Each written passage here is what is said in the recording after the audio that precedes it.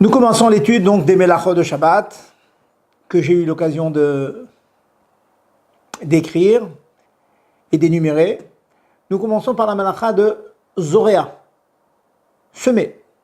Semer, c'est tout simplement mettre des graines dans la terre. Eh bien, sachez qu'il y a de nombreux dérivés de cette Melacha. Tout acte, toute action qui favorise la pousse d'un arbre, d'une plante, est interdite à cause de Zoréa.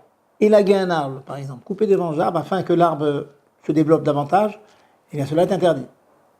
À cause de semer. Arroser des plantes. Le fait d'arroser aide la pousse. Donc, c'est un dérivé de semer.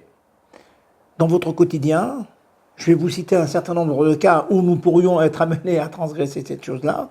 Si vous faites, disons, Netilat Adayim, vous mangez dans votre jardin, vous faites Netilat Adayim, eh bien, l'eau de Netilat Adayim va tomber sur votre gazon, ça va aider la pousse du gazon, ceci est interdit.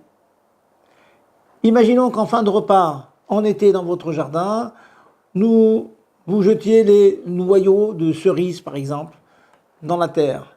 Eh bien, sachez qu'il arrive souvent que vous avez des petits cerisiers qui poussent l'année d'après. Nos sages préconisent même d'éviter de boire de l'eau, de boire des liquides dans votre jardin, parce que très souvent, eh bien, l'eau se renverse et ça favorise la pousse des plantes, des arbres. Si vous avez un robinet dans votre jardin avec un tuyau, très souvent, les enfants ouvrent le robinet, parfois on peut le laisser ouvert, cela arrose. Arroser est interdit à cause de semer, donc faites bien attention que vos robinets soient bien fermés. Si vous construisez votre souka pour les fêtes de Sukkot, il arrive parfois qu'en ouvrant le toit de la souka, eh bien, de l'eau qui est sur le toit tombe sur votre gazon et l'arrose. Donc on fera bien attention de ne pas faire en sorte que l'eau arrose votre gazon.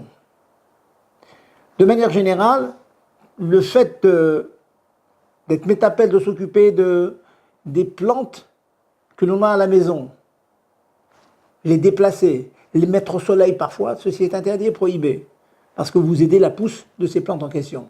Par contre, si vous avez un bouquet de fleurs à la maison, de fleurs bien sûr coupées, dans l'eau, dans un vase, eh bien il est permis de les placer doucement. Et non seulement cela est permis, ce n'est pas mouktsé.